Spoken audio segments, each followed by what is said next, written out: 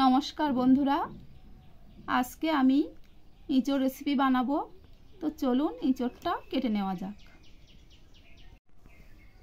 ইঁচড়টা আজকে আমি কাটবো, তো হাতে তেল লাগাবো না। একটা নতুন টিপস আপনাদের শিখিয়ে দেব।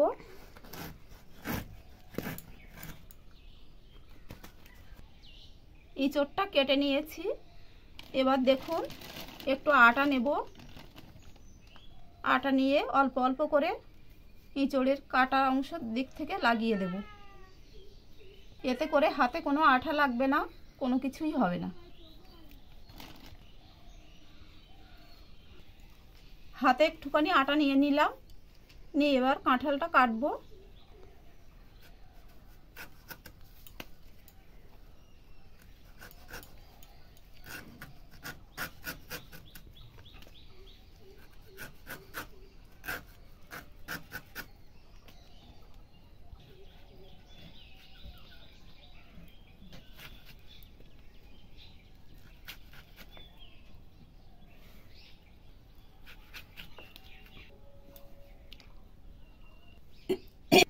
এই দেখুন, আমার কাঁঠালটা কাটা হয়ে গেছে।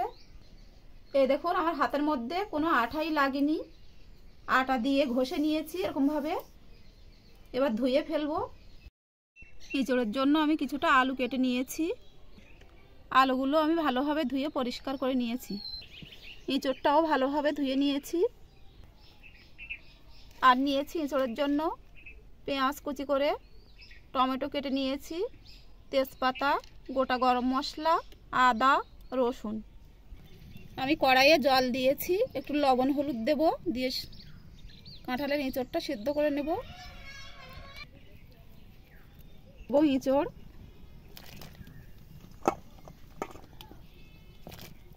একটু ঢাকা চাপা দিয়ে সেদ্ধ করে নেব। 15 মিনিট মতো আমি সেদ্ধ করে নিয়েছি। তারপরে ঢাকাটা খুলছি।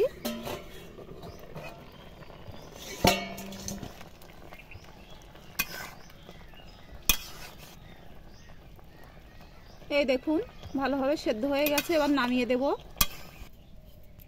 এবার আমি কড়াইটা বসিয়ে দিয়ে তেল দিয়ে দিচ্ছি, সরষের তেল। এবার আলুটা ভেজে নেব।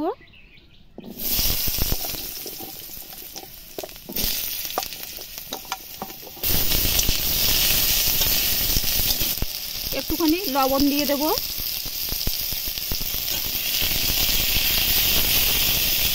ভালো করে লাল লাল করে ভেজে নেব আলুগুলো। হালকা লাল লাল হয়ে গেছে। এবার হলুদ দেব। হলুদ দিয়ে আবার একটু নেড়ে চেড়ে নিচ্ছি। আলুগুলো ভেজে তুলে নিয়েছি। এবার ওই কড়াইয়ে আবার তেল দিয়ে দেব। ফোড়নে দেব শুকনো লঙ্কা, গোটা গরম মশলা একটু থেঁতো করে নিয়েছি, দিয়ে দেব। তেজপাতা,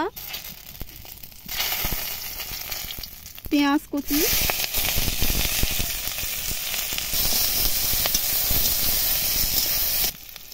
পেঁয়াজগুলো লাল লাল হয়ে গেছে। এবার রসুন দেব, আদা বাটা, কেটে রাখা টমেটো,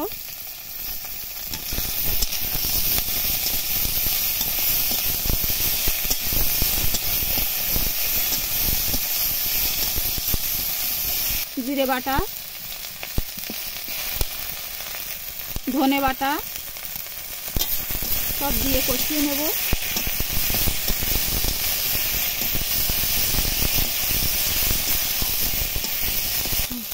হলুদ গুঁড়ো দেব, লঙ্কা গুঁড়ো,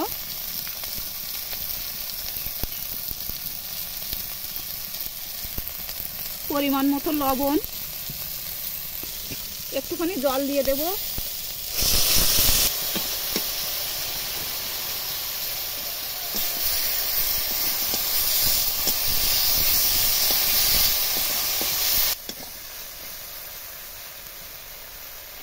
মশলাটা ভালো করে কষিয়ে নিয়েছি, তেল ছেড়ে দিয়েছে। এবার ইঁচড় দিয়ে দেবো।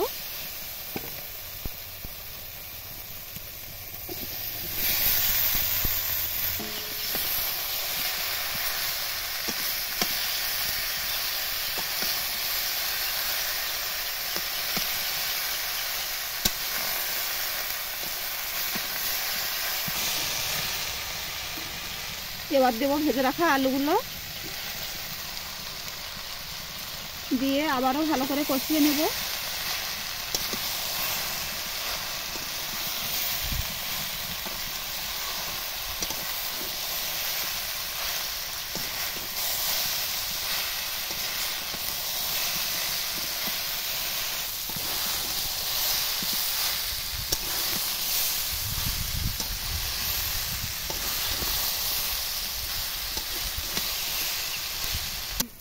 ভালো করে কষিয়ে নিয়েছি, এবার জল দিয়ে দেব।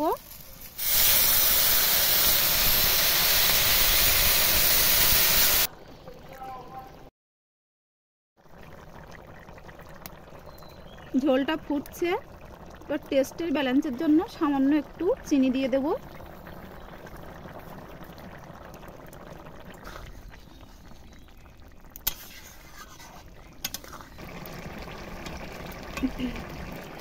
সব শেষে এবার একটু আমি গরম মশলা দিয়ে নামিয়ে নেব।